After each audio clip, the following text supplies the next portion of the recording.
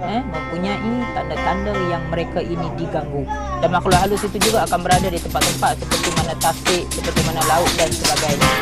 Jadi mandi bunga itu dengan bacaan ayat-ayat Al-Quran yang boleh ulama mengharuskan. Betul, orang yang kena santau angin biasanya dia akan berpusat di otak. Ada bisyarat mana ni apa? Jin yang nak bantu kita itu dia bagi syarat-syarat tertentu. Tengok jin, perkataan jin dan nur. Ini tak nampak. Pada hari ini kita akan cuba didedahkan dengan beberapa garis panduan yang dibenarkan oleh agama untuk kita mengesan makhluk halus.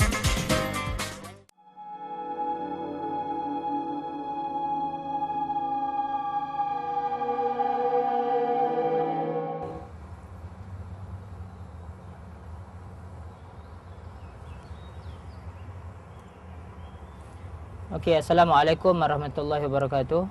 Kita terus kepada episod seterusnya berkenaan dengan dunia jin. Apabila kita membincangkan berkenaan dengan makhluk halus ataupun penyakit-penyakit yang berkaitan dengan makhluk halus, maka tidak dapat tidak kita perlu melihat kepada punca kepada penyakit tersebut yang banyaknya berkaitan dengan makhluk halus.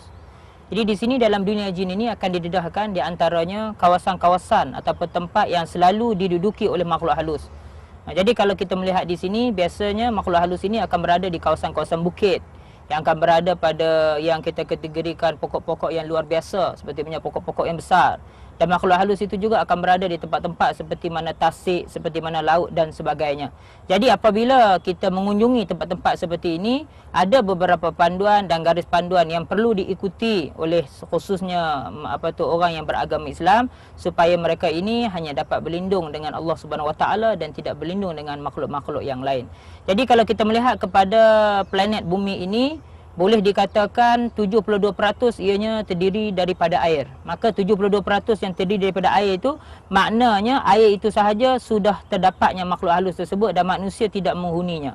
Maka kata para ulama, daratan tu hanya lebih kurang 28% sahaja. Daripada 28% itulah kita melihat dibahagikan juga penduduk itu kepada apa? Kepada makhluk halus dan juga manusia biasa. Jadi kalau kita melihat, boleh dikatakan 1/4 hanya diduduki oleh manusia kerana bumi yang disebut dengan planet air ini, 1/3-nya itu adanya daratan, dan di daratan itu adanya di antaranya hutan, di antaranya bukit, kemudian di antaranya pasir ataupun gurun. Maka ketiga-tiga tempat ini biasanya jarang dihuni oleh manusia dan dianya dihuni oleh makhluk halus. Jadi yang dihuni oleh manusia itu hanya sebilangan yang kecil.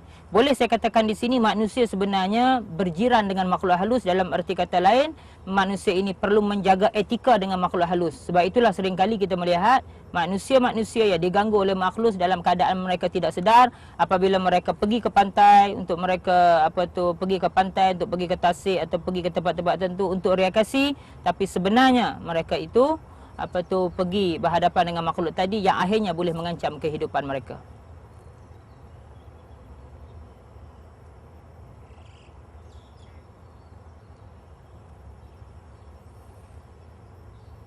Menyambung berkenaan dengan dunia jin, maka di sana perlu kita melihat jin ini adalah merupakan satu makhluk yang memang wujud dan bersama dengan manusia.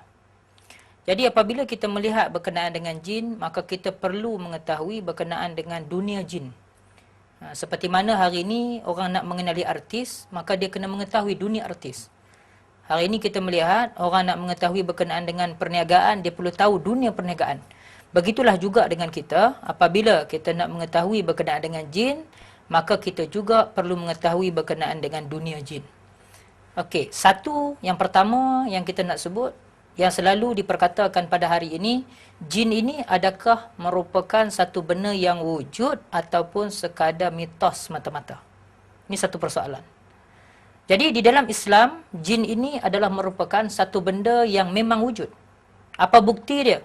Bukti dia dalam Al-Quran, Allah Subhanahu Wa Taala telah meletakkan satu surah khusus yang dinamakan dengan surah jin. Yang keduanya, perkataan jin itu kata para ulama, dirakamkan oleh Allah Subhanahu Wa Taala lebih daripada 82 tempat dalam Al-Quran perkataan jin. Jadi sebagai seorang Islam, sama ada kita mahu ataupun kita tidak mahu, menerima kenyataan ini wajib kita terima, Kerana apabila kita mengingkari salah satu daripada ayat Al-Quran, maka terkeluarlah kita daripada Islam. Itu kalau kita cuba untuk menyatakan kepada orang Islam bahawasanya jin ini merupakan satu hakikat, dia bukan merupakan satu mitos. Kemudian yang kedua, Allah menyatakan dalam Al-Quran, وَمَا خَلَقْتُ الْجِنَّ وَالْإِنسِ إِلَّا لِيَعْبُدُونَ. Kata Allah, kami tidak menciptakan jin dan juga manusia, melainkan untuk melakukan ibadat. Jadi jin ini satu benda yang wujud. Dalam ayat yang lain Allah menyatakan dalam surah Al-Baqarah ayat yang pertama, Zalikal kitabu la raiba fihi hudal lil muttaqin allazina yu'minuna bil ghaib. Dalam ayat itu Allah menyatakan bahawa orang-orang yang beriman ini mereka percaya kepada benda-benda ghaib. Ghaib itu iaitu benda yang tidak dapat dilihat oleh mata kasar tetapi boleh dilihat oleh mata basirah, mata hati kita. Maka kata para ulama, ayat ini juga menunjukkan bahawasanya adanya benda-benda ghaib yang kita tidak nampak melalui mata kasar tetapi ianya adalah memang wujud di alam-alam ghaib. Ini yang pertama. Okey, seterusnya kata para ulama, kita nak melihat pula sedikit asal-usul berkenaan dengan jin. Kalau kita pun, kita ada asal-usul kita. Daripada mak ayah kita, daripada datuk nenek kita, sampailah kepada Nabi Adam alaihissalam. Maka Nabi Adam itu, kata para ulama, adalah merupakan asal-usul yang pertama penciptaan manusia. Okey, kalau jin pula, bagaimana asal-usul dia? Adakah iblis itu merupakan orang yang kita boleh kata orang yang pertama daripada bangsa jin? Apakah ifrit yang boleh kita panggil atau apakah syaitan yang boleh kita panggil? Okey, kita akan jawab di sini. Pertama sekali, kalau manusia itu, bangsa manusia, bapa kepada bangsa manusia itu adalah Adam alaihissalam. Jadi bapa kepada jin ini, kata ulama, sebenarnya bernama Jan. J-A-A-N. Kalau kita tulis dalam bahasa Arab, Jim, Alif, Nun, Jan. Maka Jan itu adalah merupakan bapa daripada iblis dan juga daripada kuncu-kuncunya. Maka di sini kita boleh tengok kepada asal-usul. Kalau jin itu adalah merupakan bangsa, bapa kepada jin yang mula-mula itu dipanggil Jan. Sebab itu dalam masyarakat kita, yang jahat itu biasa kita namakan dengan Jan. Antaranya Boh Jan. Boh Jan juga di antara ada perkataan Jan itu menunjukkan benda yang jahat. Jadi bila kita melihat kepada silsilah, ada tak dalil dalam Al-Quran? Allah menyatakan bahawasanya Jan ini merupakan bapa kepada bangsa jin. Allah sebut dalam Al-Quran, di antaranya Allah menyatakan wa qalaqal janna min marijim min nar. Maka jan itulah, kata para ulama, adalah merupakan nama kepada orang yang pertama dicipta oleh Allah daripada bangsa jin. Wal janna qalaqnahu. Dalam ayat yang lain juga Allah menyatakan perkataan jan itu. Jin, alif, nun, jan. Maka jan itu, kata para ulama, dia adalah merupakan bapa kepada bangsa jin. Maka iblis itu adalah merupakan salah satu daripada anak daripada jan ini. Iblis itu adalah salah satu nama daripada jan. Asal iblis itu, kata ulama kita, ianya bernama Azazil. Azazil. Tetapi oleh kerana dia orang yang derhaka, maka Allah telah memberi gelaran kepadanya dengan nama Iblis, ditambah dengan gelaran laknatullah. Iblis laknatullah. Kemudian kita melihat daripada sudut bahasa, jan itu, kata ulama bahasa, kalau kamu bertemu dalam penulisan huruf yang ada jim dengan nun, maka kalimah itu menunjukkan benda yang tersembunyi ataupun tidak nampak. Kita tengok jin, ada perkataan jim dan nun, maknanya benda yang tersembunyi, tak nampak.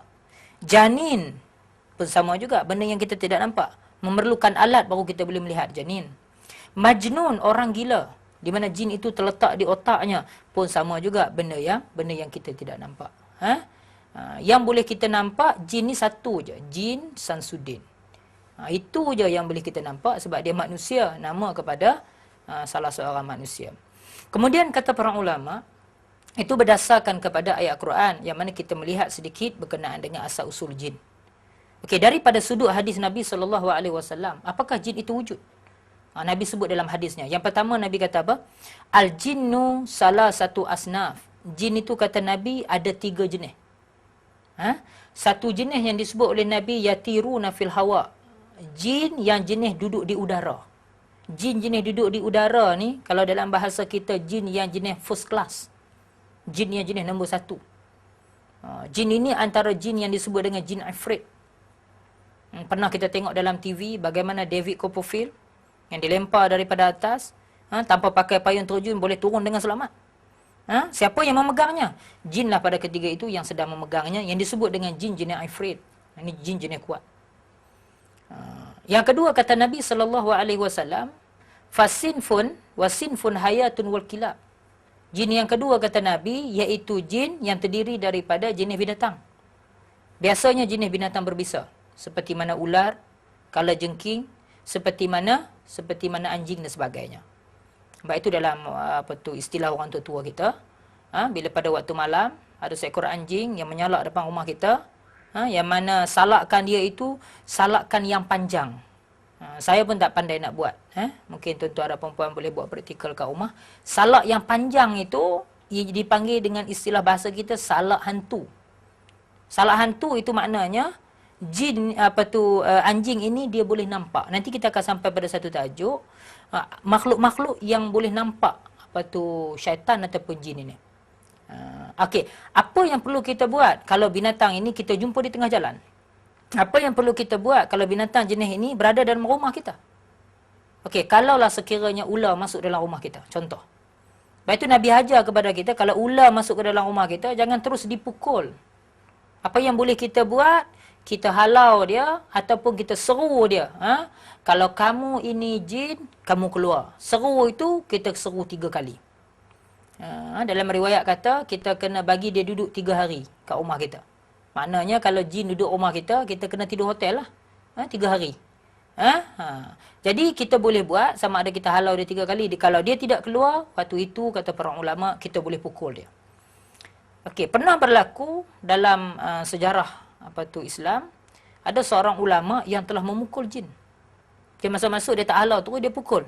Sehingga pada ketika itu, oleh kerana dia pukul jin, maka jin tu marah.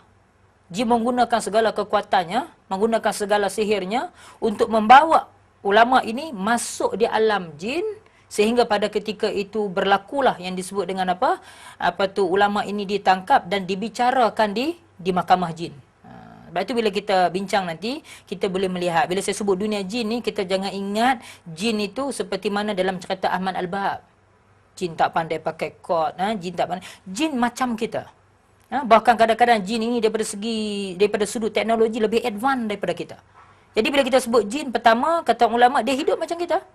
Kalau kita makan, kita minum, dia pun makan, dia pun minum. Kalau kita berkahwin, dia pun berkahwin. Kalau kita berkerjaya, berprofession, dia juga berprofession.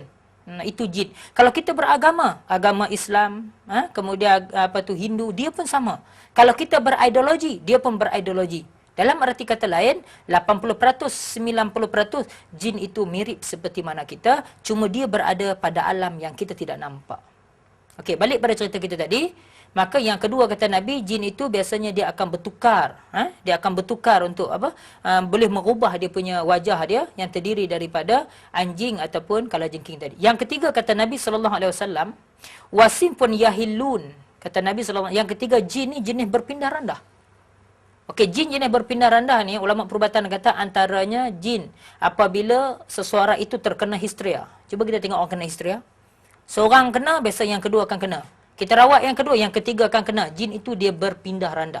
Ada juga ulama mengatakan jin yang jenis berpindah randah ini iaitu jin yang terdiri daripada saka daripada datuk nenek kita. Datuk nenek kita meninggal dunia. Lepas daripada datuk nenek kita meninggal dunia, diwarisi oleh anak dia. Lepas daripada diwarisi oleh cucu dia. Biasa jenis ini kalau kita melihat dalam alam Melayu. Saya ambil contoh berkenaan dengan hadis ini, berkenaan dengan sedikit berkenaan dengan saka. Saka ni maknanya jin yang diwarisi turun-temurun. Orang tua-tua kita dulu, biasanya kalau dia nak buat satu pekerjaan yang banyak, contohnya macam kita kata nak sawah padi. Nak sawah padi tu, bergelung-gelung dia nak buat. Dia nak buat seorang, dia tak mampu. Nak ambil pendatang asing, kena bayar banyak kos. Akhirnya dia ambil makhluk asing. Tak payah immigration, tak payah pasport dan sebagainya. Masa dia ambil itu, dia ada yang disebut persetujuan yang dipanggil MOU. Kalau bahasa kita lah yang boleh kita sebut. Maka MOU itu biasanya disebut oleh jin tu. Sekarang ni kalau kamu ambil aku, Kalau sekiranya kamu tiada, siapa yang akan meneruskan? Datuk nenek kita pada ketika itu menyebut yang akan meneruskan adalah anak cucu aku. Sebab kita kena ingat, umur makhluk halus ni dia panjang. Kadang-kadang ulama kata sampai 500 tahun itu minimum 500 tahun. Jadi umur kita biasa 70 tahun. Itu yang disebutkan dengan 7 keturunan. Kalau kita ambil umur 70 tahun, darabkan dengan 7 generasi, maknanya 490 tahun. Dekat-dekat hampir 500 tahun. Maka sebab itulah ada ulama-ulama ataupun mereka terlibat dalam bidang perubatan mengatakan yang hadis Nabi ini termasuk dalam jin jenis saka. Ini mengikut mereka punya pandangan mereka. Jadi apabila kita melihat kepada hadis Nabi SAW ini dan juga kepada ayat Al-Quran tadi menunjukkan, membuktikan bahawasanya makhluk halus ini memang wujud.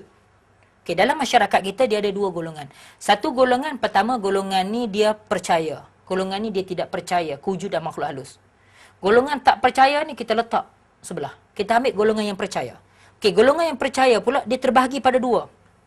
Satu yang percaya kewujudan makhluk halus boleh memberi kesan kepada manusia dengan izin Allah. Satu lagi yang tidak percaya makhluk halus ini boleh memberi kesan dengan izin Allah Subhanahu Wa Taala. Yang ni kita tolak.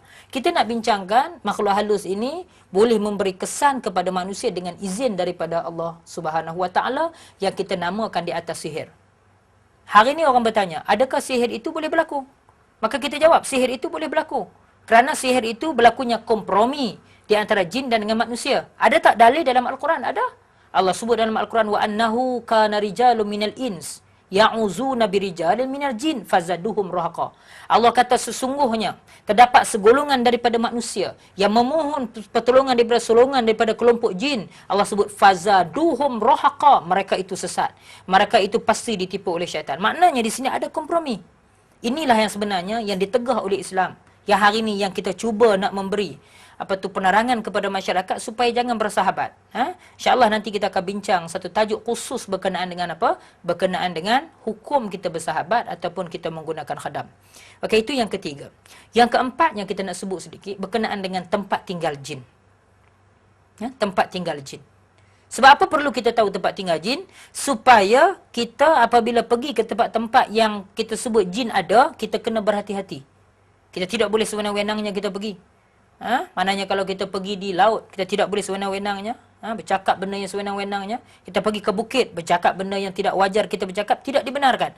Dalam arti kata lain, manusia sebenarnya berkongsi alam dengan makhluk halus. Sebab itu kita ada etika. Islam ajar kita waktu-waktu yang perlu kita jaga. Pertama, waktu tenggelam matahari, ghurubus syams. Apa Nabi ajar? Apabila nak tenggelam matahari, kamu ajaklah anak-anak kamu masuk ke dalam rumah. Kerana apa? Kerana jin pada ketika itu bersesak untuk pergi bekerja. Nak pancekat ni, macam kita bagi-bagilah. Nak pancekat.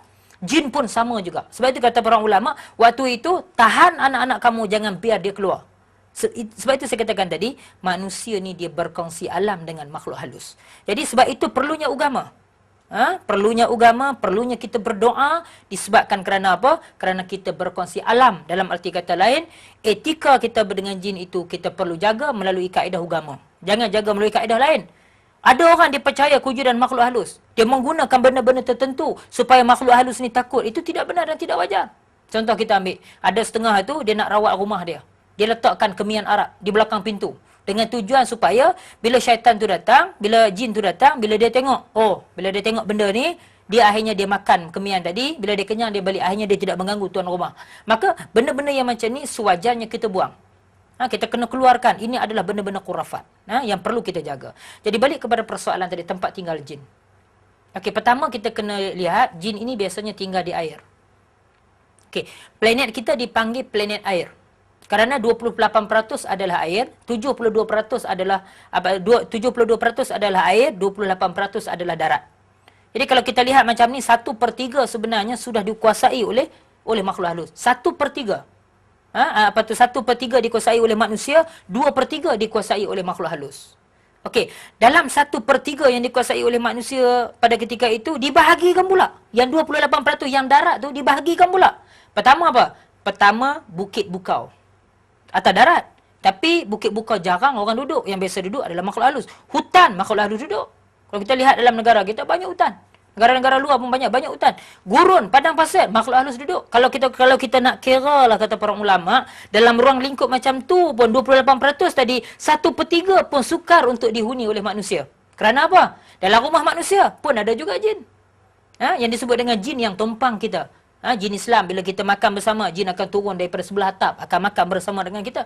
Maknanya dalam ruang lingkup, maka benarlah kata Rasulullah SAW, kalaulah Allah buka pada kita hijab, maka kita tidak ada satu jarum yang jatuh, semuanya akan ada jin. Menunjukkan bahawasanya bangsa jin itu terlalu banyak. Okey, jin-jin ini juga kata para ulama, kalau istilah dalam bahasa Melayu, kita namakan dia apa? Kita namakan dia hantu. Namakan hantu. Sebab itu kalau orang kata, Ustaz, kalau Ustaz duk cerita berkenaan dengan jin, berkenaan dengan hantu ni, adakah hantu dalam Quran? Sudah tentulah dalam Al-Quran tidak ada perkataan hantu. Sebab apa? Sebab hantu adalah istilah dalam bahasa Melayu. Kalau kita ambil contoh berkenaan dengan air. Okey, air adalah dalam bahasa kita. Ayak, bahasa Kedah. Ataupun kita tengok dalam bahasa Arab, dia panggil ma'u, tak sama.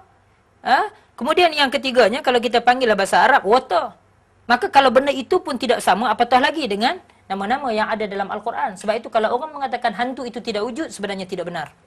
Kalau kita melihat kepada jalur yang saya sebutkan ini berdasarkan kepada nama jin, hantu itu memang wujud. Dan hantu itu kadang-kadang boleh memberi kesan dengan izin daripada Allah Subhanahu Wa Taala. Itu dia punya hubung kaitnya. Okey, hantu dalam bahasa Melayu ni ada macam-macam nama. Ada yang namanya hantu raya. Ada yang namanya hantu susu. Ada yang namanya langsir, macam-macam. Di antara hantu-hantu yang kuat antaranya hantu raya. Sebab apa hantu raya kuat? Sebab yang berkaitan dengan raya ni biasanya dia yang besar. Contoh, pilihan raya besar. Contoh lagi, pasar raya besar. Jalan raya pun besar. Hantu raya adalah hantu yang dikategorikan hantu besar.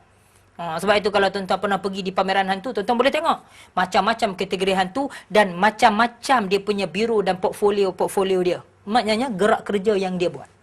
Maka benar apa yang disebut oleh Nabi SAW. Dalam dunia jin itu dia memang ada. Dia memang ada jin yang suka mengajak manusia buat kepada kejahatan. Ajak manusia buat zina. Dia ada kabinet dia. Yang ajak manusia ini minum arak, dia ada kabinet dia. Yang ajak manusia ini buat benda-benda, ada dia punya kabinet dia. Cuma saya tidak sebut di sini kerana kita tidak mahu benda ini sampai kepada pengkhususan. Memadai apa yang saya nak sebut, tuan-tuan dan puan-puan, sidang penonton boleh percaya kewujudan makhluk halus ini sebenarnya mengancam kehidupan manusia. Sebab itu kita perlu balik kepada agama. Sebab kita lihat dalam agama kita. Setiap benda yang kita buat mesti ada doa. Kita nak makan, ada doa. Kita pakai pakaian, ada doa. Bersama dengan isteri, lagi-lagi ada doa. Kemudian kita naik kenderaan, ada doa. Apa pentingnya doa? Doa ini supaya kita bermohon pada Allah Subhanahu Wa Taala, jangan sama sekali kita diganggu oleh makhluk yang bernama jin tadi. Sebab itu bila kita sebut kepentingan doa untuk menghalang makhluk halus daripada mengganggu kita, akhirnya orang akan suka berdoa kerana orang mengetahui hikmahnya. Tapi kalau kita sebut berdoa dapat pahala, orang tak berapa nak buat. Sebab apa? Sebab baginya pahala tu dia tidak nampak. Contoh, kita bekerja, kita kata kalau awak bekerja, kita bagi pahala, orang tak berapa buat. Tapi bila kita sebut, kamu kerja, kita bayar duit yang dia tahu boleh buat sesuatu, maka demikianlah nilainya. Bila kita sebut doa, mempunyai peranan untuk melawan dengan makhluk halus, akhirnya pada ketika itu orang akan berpegang kepada doa. Okey, seterusnya. Kita lihat kepada tempat jin yang saya sebutkan tadi. Pertama sekali, jin suka duduk di bukit bukau, gunung ganang, di laut, di sungai dan sebagainya. Apa peranan kita bila kita sampai dekat sana? Orang tua kita ajar. Kita masuk ke dalam hutan, apa yang kita baca? Kita kata datuk, cucu, tompang lalu. Okey, sebutan yang biasa tapi sebenarnya sebutan ini boleh mengancam kita punya akidah kita. Kerana apa? Kerana orang-orang Yahudi, orang-orang Nasrani, orang-orang di negara-negara Arab dulu, zaman jahiliah mereka, bila mereka lalu di satu lembah, di satu gurun, mereka akan doa macam ni. Datuk ataupun disebut dengan apa? Kami nak lalu tempat ini, wahai penghuni yang jaga ni, jangan ganggu kami. Maka yang ini tidak dibenarkan oleh agama. Bila kita sebut datuk, datuk ni maknanya orang yang mempunyai pangkat besar.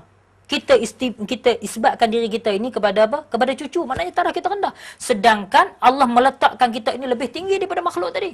Apa dia dalil dia? Allah sebut dalam Quran, dalam surah Al-Isra ayat 70. Allah kata apa? Walaqad karramna. Dan sesungguhnya kami telah memuliakan siapa? Bani Adam. Anak-anak cucu tu Adam.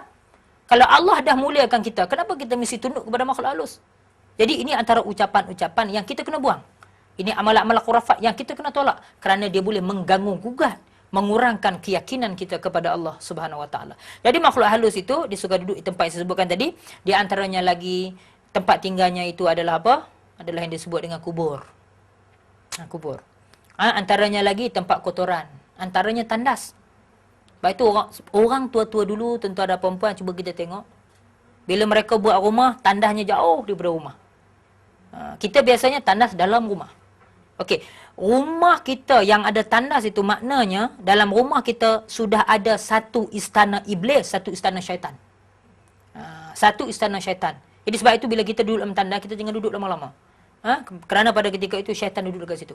Bila orang tengah azan, jangan lari masuk tandas. Kalau kita lari masuk tandas, sama seolah-olah macam kita bersama dengan jin. Sebab itulah apabila kita melihat orang yang kena gangguan ni, bila masuk waktu asar sahaja, dada dia sesak. Orang yang kena gangguan bila masuk dalam bilik air, dada sesak. Saluran pernafasan dia sesak. Sebab apa? Sebab pada ketika itu, jin itu ramai dalam bilik air. Bila dia masuk tu menyebabkan dia akan berlaku kesesakan. Macam kita naik bas lah, naik ramai-ramai. Bangsa kita yang berjisim ini, kita naik ramai-ramai, kita pun sesak nafas. Jadi, oleh kerana makhluk halus duduk dalam tubuh badan kita, kita masuk dalam tandas, atau kita masuk pada waktu-waktu yang saya sebutkan tadi, waktu senja tu, jin dia tu banyak menyebabkan sesak pernafasan kita. Baik itu dalam tajuk panduan mengesal makhluk halus tu, kalau kita nak mengetahui bahawasanya jin ini ada dalam tubuh badan kita, biasanya menjelang waktu senja tu, kita akan rasa sesak nafas kita. Okey, seterusnya. Itu berkenaan dengan tempat tinggal secara ringkas sahaja. Jadi bila kita sampai tempat ni, kena banyaklah minta perlindungan pada Allah. A'udzubillahi minasyaitonirrajim. A'udzubillah ni tuan-tuan dan puan-puan, kita nampak macam kecil. Tetapi apabila kita baca dengan ada nilai iman dan takwa pada Allah, syaitan lari lintang pukang. Tapi disebabkan tak ada iman, kita baca satu Quran pun jin akan senyum pada kita. Sebab apa? Kita ini tidak ada keimanan dan ketakwaan pada Allah. Okey, yang kelimanya yang saya nak sebut, dalam dunia jin ni juga kita kena tahu di antaranya makanan dan juga minuman jin. Iaitu asap. Sebab itu bila orang nak panggil jin, dia akan perasap dengan kemian. Ini yang banyak ni, yang duduk berasap depan saya sambil tengok ni pun banyak juga. Itu juga bukan jin tapi adik-beradik daripada golongan-golongan jin juga. Sebab itu kalau tuan-tuan dan perempuan, tuan-tuan nak isap rokok, itu terpulang pada tuan-tuan. Cuma saya nak sebut, mengikut perubatan, orang yang banyak isap rokok ini biasanya dia ada kanser. Maka kanser ni kata para ulama salah satu daripada apa? Salah satu daripada gangguan makhluk halus. Jadi lepas daripada ini terpulanglah pada tuan-tuan, saya tidak membincangkan persoalan hukum. Saya membincangkan persoalan berkenaan dengan apa? Kesan daripada apabila orang yang menghisap asap tadi. Okey, itu yang kelima. Yang keenamnya waktu jin berkeliaran. Nabi sebut dalam hadisnya jelas dalam hadis sahih bahwasanya jin ni dia akan berkeliaran pada waktu malam. Jadi Nabi kata pada dalam hadisnya, saya baca secara ringkas, Nabi kata bila menjelang waktu malam, tutuplah kamu punya tingkap kamu, bacalah bismillahirrahmanirrahim. Tutuplah makanan dan minuman kamu, bacalah bismillahirrahmanirrahim. Syaitan tidak akan boleh masuk walaupun kamu tutup dengan sebatang pen. Jadi bila kita minum air terbuka macam ni tengah-tengah malam, jangan kita biar dia terbuka. Kita tutup kerana di sana akan diludah oleh syaitan laknatullah. Bila syaitan ludah pada ketika itu, boleh menimbulkan penyakit ataupun virus yang kita tidak sedar. Okey, itu berkenaan dengan waktu jin berkeliaran. Okey, seterusnya kita melihat, ada tak makhluk-makhluk yang boleh melihat jin ini? Dalam hadis Nabi sahih, Nabi kata apa? Ada makhluk yang boleh tengok malaikat. Apa dia? Yang boleh tengok malaikat itu adalah yang disebut dengan ayam jantan. Lepas tu kalau kita lihat pada waktu pagi sebelum masuknya subuh, ayam ni dia akan berkokok. Sebab apa dia berkokok? Sebab dia nampak malaikat-malaikat yang begitu banyak turun. Jadi dia berkokok. Lihat pada bulan Ramadan. Ayam ni dia berkokok tak ikut masa. Kadang-kadang tengah malam, kita duduk semayang tarawih, kita duduk selawat sallallahu alaihi, dia pun kokok, dia pun kokok. Kerana apa? Kerana bulan Ramadan ni pintu langit terbuka, malaikat turun sentiasa. Itu kata Nabi SAW. Yang keduanya, yang boleh melihat jin pula kata ulama, iaitu himar. Kalau istilah kita anjing lah, al-kilab. Bila dengar suara dia itu, himar itu bila dia bunyi, kata Nabi SAW, bila dengar saja suara himar, berlindunglah kamu pada Allah Subhanahu Wa Taala, kerana himar pada ketika itu nampak syaitan. Himar macam itu yang ketujuh. Yang ke-8 yang akan kita bincangkan sedikit berkenaan dengan faktor-faktor kemasukan jin dalam tubuh badan manusia. Okey, faktor-faktor yang boleh menyebabkan jin masuk dalam tubuh badan manusia ni, ulama kata dia ada 2 faktor. Pertama, faktor itu daripada jin. Faktor yang kedua adalah faktor daripada manusia. Secara ringkas saya sebut, faktor daripada jin ini, kadang-kadang jin ni dia jatuh cinta pada manusia. Itulah timbul pula hukum berkahwin dengan jin. Itu panjang cerita dia. Cuma saya nak sebut di sini, jin boleh jatuh hati pada manusia. Okey, apa kaitannya pula orang perempuan kena tutup aurat? Ada kaitannya. Orang perempuan kena tutup aurat supaya jin ini tidak jatuh cinta. Tuan-tuan, jangan kata jin. Tuan-tuan sendiri pun kalau tengok orang perempuan yang buka aurat, yang mana halal haram, belah sana belah sini, kita sendiri pun akan ada syahwat kita. Samalah juga dengan jin. Sebab itu di antara hikmah Allah suruh tutup tudung itu supaya tidak timbul jin ini boleh jatuh kasih kepada kita. Itu yang pertama. Yang keduanya, jin ini sifatnya menzalimi manusia. Kerana sejarah daripada azali lagi, Allah keluarkan jin ni, iblis ni dulu, dia pegang tapuk pemerintahan yang besar. Tiba-tiba Allah turun taraf dia, Allah lantik manusia, dia marah. Maka sifat dengki itu ada daripada langit sampai turun ke bumi. Jadi dia akan melakukan pemusuhan. Kita duduk Yasin, kita selalu baca innahu lakum aduwwum mubin. Sesungguhnya kamu adalah merupakan musuh kita yang nyata. Jin ni sebenarnya musuh kita yang nyata. Dan disebut juga oleh para ulama, itu punca daripada jin, punca daripada manusia. Punca daripada manusia ni banyak. Kadang-kadang yang pertama kecuaian manusia. Contoh, kita masuk dalam bilik air, saya dah sebut dah tadi, bilik air tu tempat yang mana syaitan tu duduk. Kita masuk dalam bilik air, orang perempuan basuh lampin anak dan sebagainya. Kadang-kadang mereka terus masukkan dalam lubang najis tersebut. Kemudian mereka mengambil air panas, kadang-kadang mereka tuang di atas ini. Jadi air panas itu kadang-kadang boleh menyakiti makhluk halus. Air panas itu juga kadang-kadang boleh membunuh makhluk-makhluk halus. Jadi apabila kita buat benda-benda yang macam itu, menyebabkan pada ketika itu kita menyakiti dia, maka dia akan menyakiti ahli keluarga kita. Jadi yang itu kita kena jaga. Itulah yang saya sebutkan. Kita sebenarnya berkongsi alam dengan makhluk halus. Dan di antaranya lagi seperti mana yang disebut oleh para ulama, kita mencampakkan benda-benda berat. Kita ambil benda-benda berat, kita campak tanpa kita baca bismillah. Ada dalam satu riwayat, ada dalam satu kisah, ada seorang ulama, dia mengangkat satu bahan besar, batu besar, dia tidak baca bismillah. Kebetulan masa angkat tu terlepas dan jatuh, terkena kepada salah satu daripada anak jin. Bila terkena, mati anak jin pada ketika itu. Jadi bila mati tanpa kita baca bismillah, pada ketika itu jin boleh mendakwa kita. Jin boleh melakukan kejahatan ke atas tubuh badan kita kerana kita telah membuka ruang kepada dia untuk dia menzalimi kita. Sebab itu orang tua kita kata, bila kita pergi rawat kadang-kadang, orang kita kata mungkin kamu ni terpijak benda. Terpijak benda itulah yang dimaksudkan. Sebab itu Nabi ajar kita, bila kita nak mengangkat benda-benda yang berat, nak mengangkat benda-benda yang besar, kita kena baca Bismillahirrahmanirrahim. Sebagai tanda apa? Dengan nama Allah yang kita angkat ni, bukan saja-saja kita angkat. Justru itu kata para ulama, selain daripada itu juga, kadang-kadang berpunca daripada manusia ini apabila mereka mengamalkan sihir. Ini punca daripada manusia, mereka mengamalkan sihir. Kemudian seterusnya yang saya nak sebut sedikit, iaitu jenis-jenis gangguan. Ulama kata jin ni dia ganggu 3 benda. Satu, dia ganggu sepenuh tubuh badan kita yang kita panggil dengan lumpuh. Sepatutnya kita membincangkan satu tajuk berkenaan dengan lumpuh. Bahasa Melayu panggil lumpuh. Bahasa orang putih panggil stroke. Arab panggil angin ahmar. Lumpuh itu sebenarnya ada kaitan dengan gangguan makhluk halus. Kalau kita melihat kepada sejarah lumpuh itu. Jadi kalau dia ganggu sepenuh tubuh badan kita, lumpuhlah nama dia. Okey, dia ganggu sekejap-sekejap. Itu yang kadang-kadang orang tu dia jadi gila. Sekejap dia sedar, sekejap tak sedar, jadi gila. Dia panggil gangguan sebahagian. Dan juga gangguan sebahagian ni kadang-kadang dia boleh duduk dekat salah satu tubuh badan kita. Kadang-kadang dia tangkap daripada lutut kita. Kita tak boleh nak berdiri. Saya pernah buat satu kes. Dia tangkap, disihirkan dia dekat sini dan dia diikat. Perempuan tu tak boleh berjalan. Tak boleh nak berjalan langsung. Bila dia datang buat rawatan, saya baca bacaan Quran di atas kepala dia. Saya tolak dengan tangan saya, baca beberapa ayat. Lepas daripada itu, dia terus boleh berjalan dengan izin daripada Allah Subhanahu Wa Taala. Sampai hari ni kaki dia masih ada bekas dekat sini. Dia datang, dia kata pada saya, sudah 6 bulan dia tidak punya kaki. Maknanya ada kaki tapi tak boleh berjalan. Tetapi dengan izin daripada Allah, bila sihir itu keluar, maka dia boleh berjalan macam biasa. Maka dia kata bersyukur banyak-banyak. Kerana apa? Kerana Allah memberi penyembuhan. Ini adalah merupakan satu bukti yang mana dia ganggu sebahagian daripada anggota tubuh badan kita. Gangguan sejenak. Yang tadi gangguan sepenuhnya, gangguan separuh, gangguan sejenak. Gangguan sejenak ini kata ulama, gangguan ketika mana tidur yang kita istilahkan dengan gangguan mimpi-mimpi yang kita bincangkan. Kaedah kita mengesan tadi, iaitu daripada sudut mimpi, kita mimpi benda-benda yang buruk.